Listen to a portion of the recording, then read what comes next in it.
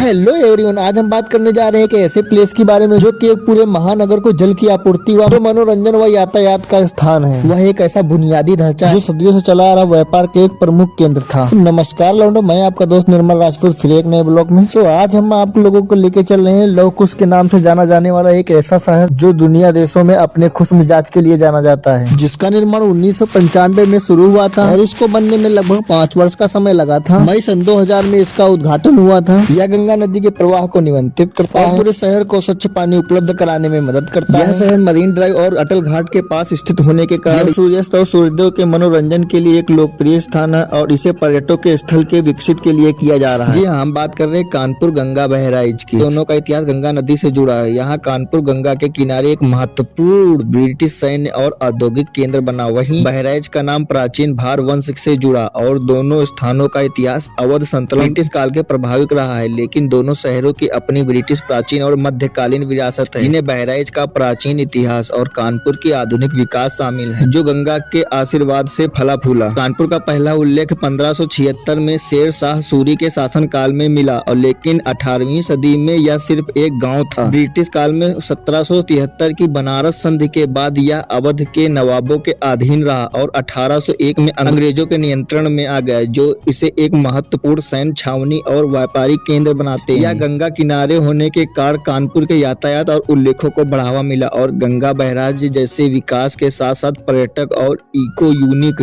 का केंद्र। मध्यकाल में यह भार वंश की राजधानी थी, इसलिए इसे भारेज कहा जाता था, जो बाद में बहराइच बन गया। बहराइच का इतिहास प्राचीन है, जिसे 1033 के अफगान आक्रमणकारी सैनिक सालार सरूर के आक्रमण करके प्रभावित किया था। यह धारारा नदी की एक सहायक नदी पर स्थित है और सदियों से घने जंगलों दोनों शहर गंगा या उसकी सहायक नदियों के किनारे बसे हैं, जिनसे इनका विकास हुआ। कानपुर में गंगा मेला जैसे आयोग स्वतंत्रता संग्राम की याद दिलाते हैं। कानपुर में गंगा मेला जैसे आयोजन स्वतंत्रता संग्राम की याद दिलाते हैं, जबकि बहराइच के पास घाघरा नदी का इतिहास महत्व है। संक्षेप में कानपुर का विवरण जानना हो तो कमेंट करो यस, और मिलते हैं नेक्स्ट ब्लॉग में। तब तक के लिए बाय बाय।